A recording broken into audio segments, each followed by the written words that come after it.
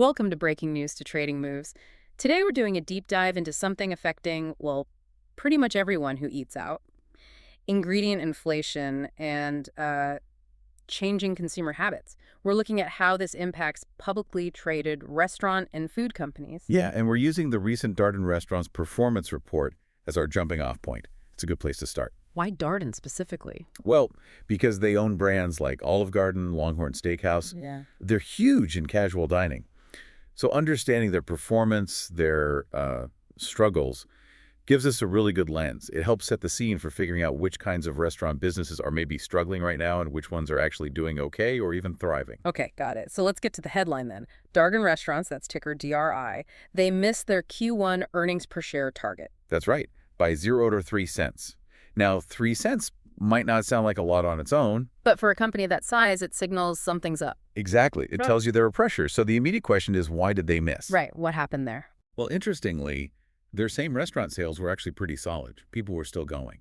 Traffic wasn't the main problem. So they had customers coming in? They did. The issue was margins, margin compression specifically. Their costs were rising faster than the revenue they were bringing in, even with those steady sales. Margin compression. Let's zero in on that. For anyone listening, what does that really mean in this context? What squeezed Darden? Think of it like profits getting squeezed out of every dollar they make. For Darden, it was mainly two things hitting them hard. First, beef inflation. It's been pretty rough. Especially for Longhorn Steakhouse, I imagine. Absolutely. A steak-focused chain is going to feel that acutely. Yeah. And second, they had to spend more on marketing just to keep those sales figures looking solid. Ah, okay. So costs go up for ingredients, and they have to spend more money to get people in the door. Precisely. And when your input costs are way up and you're also shelling out more for advertising, well, your profit margin takes a hit. It shrinks. So they're kind of caught, aren't they? High beef costs, but they feel like they have to run promotions, especially at Olive Garden, to keep people coming because consumers are watching their spending. That's the dilemma. Offer value to maintain traffic, but that value costs more to provide now. It really limits their ability to just raise menu prices to cover the difference. They risk pushing customers away if they raise prices too much. Exactly. It traps them in that margin squeeze. And it really highlights, a potential vulnerability in that traditional casual sit-down model when inflation is high like this. Okay, so that paints a picture of the challenges. Let's pivot then. Who is benefiting from this environment? Which business models are actually doing well? Right. Let's look at the winners. There are a few categories. Some are benefiting from, say, the delivery side of things. Like Uber. Like Uber Technologies, yeah. Ticker 2BR. They actually have a partnership with Darden, specifically with Olive Garden, using something called Uber Direct. Uber Direct. What's that? It's basically a platform to help Olive Garden boost its own delivery service, not just relying on the standard Uber Eats marketplace. Gives Darden more control. Okay, but if Darden's margins are squeezed, how does this help Uber? Because Uber provides the technology and logistics. If Darden finds this successful and decides, hey, let's roll this out across Longhorn, Cheddar's, all our brands. Then Uber gets potentially a lot more business. A lot more volume, yeah.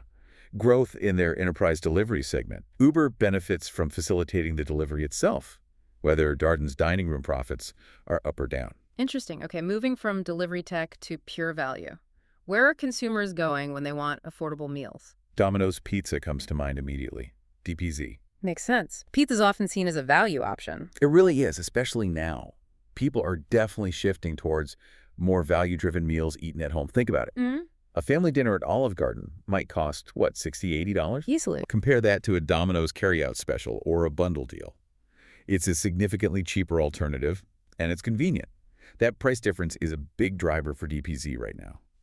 You see a similar dynamic with McDonald's, right? MCD. They seem built to capture people trading down. Absolutely. McDonald's leans heavily into its value platforms. Those bundled meals, the dollar menu items, they're designed to pull in households trying to make their food budget stretch further. So when that sit-down meal feels too expensive? They don't necessarily stop eating out. They just trade down. They swap the $60 casual dining check for maybe a $20 quick service meal for the family at McDonald's. That shift works heavily in MCD's favor. Okay, we talked about beef inflation hurting Darden. Who wins by not relying on beef? Wingstop, ticker Twing. They're a prime example. Because they're all about chicken wings. Exactly. When steak prices are sky high, chicken suddenly looks relatively more appealing from a price standpoint. But it's not just the menu. It's also their business model. What's different about their model? They use what's called an asset-light model. Explain that for us. What does asset light mean here? Sure. It basically means they focus heavily on franchising.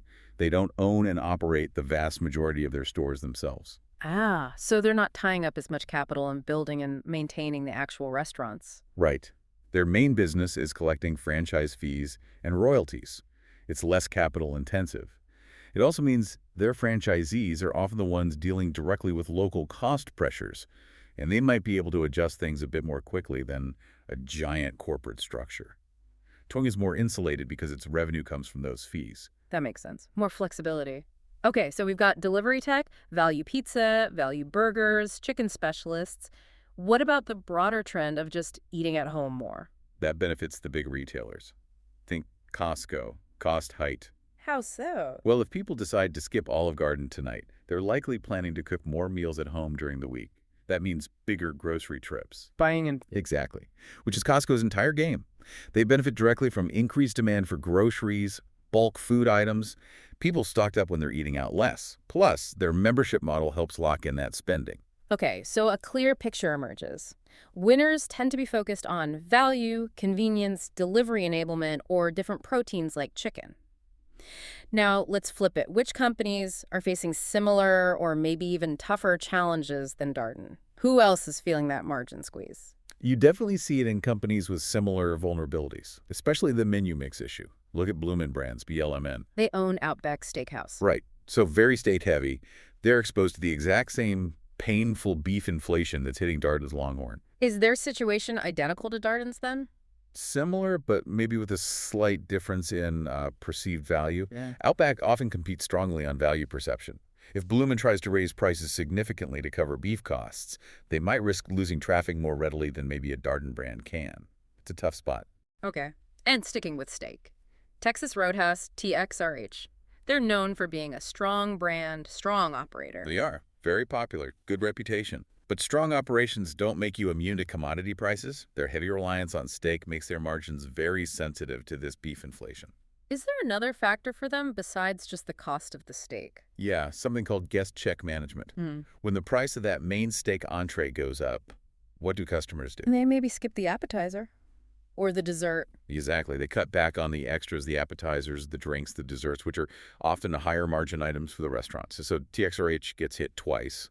Higher cost for the main item and potentially lower sales of profitable add-ons. Ouch. Okay, what about direct competition on value? Who's fighting Darden head-to-head there? You have to look at Brinker International, EAT. That's Chili's. Right. Chili's and Olive Garden often compete for similar customers. They absolutely do. They compete on value promotions, menu deals. So if Darden is already having to spend more on marketing and promotions just to keep sales level, Brinker has to match that spend to stay competitive. pretty much, they get pulled into that higher promotional environment. Plus, they're dealing with the same industry-wide pressures, like rising labor costs. That combination puts EAT at risk of seeing its margins squeezed further as they fight for market share. It's a tough neighborhood right now. Okay, one more. The Cheesecake Factory. Cake. They're a bit different, maybe seen as slightly more upscale casual. They are, and that's actually part of their vulnerability here. Their model involves, higher labor costs for that more involved service, complex menu means higher ingredient costs generally, and crucially, a larger average check size. So when people cut back, They tend to cut the biggest expenses first. That higher check size at Kagi makes them potentially more vulnerable if consumers really start to pivot hard towards those cheaper, quicker options we talked about earlier. For them, the risk might be less about check management and more about seeing an actual drop-off in visits. So stepping back, this really illustrates how these broad economic forces, like inflation, don't hit everyone the same way. Not at all. This deep dive shows you it really matters what you sell beef versus chicken or pizza and how you sell it relying on delivery partnerships versus the traditional fit-down model with all its overhead. Those factors are really determining the winners and losers right now. So we've seen the impact of high beef prices and marketing needs. As you're thinking ahead, maybe consider a couple of things. How might sustained high labor costs, something that hasn't really eased up yet, continue to affect these companies? That's a key point. Labor is a huge expense in this industry. And also, what if that eat-at-home trend starts to soften? If people gradually start dining out more again, how could that change the competitive picture for these same players in the next few quarters? Something to keep an eye on. Okay, before we wrap up, let's quickly list the companies we discussed today by their ticker symbols. We had Darden Restaurants, DRI, Uber Technologies, Tuber, Domino's Pizza, DPZ, Wingstop, Twing, McDonald's, MCD, Costco, TKS, Bloomin' Brands, BLLMN, Texas Roadhouse, TXRH, Brinker International, EAT, and The Cheesecake Factory, TK. And just a reminder for everyone listening, please note that this deep dive is based purely on the analysis of the information we discussed. This is not financial advice. It's not a recommendation to buy or sell any security. This is purely our opinion based on that analysis.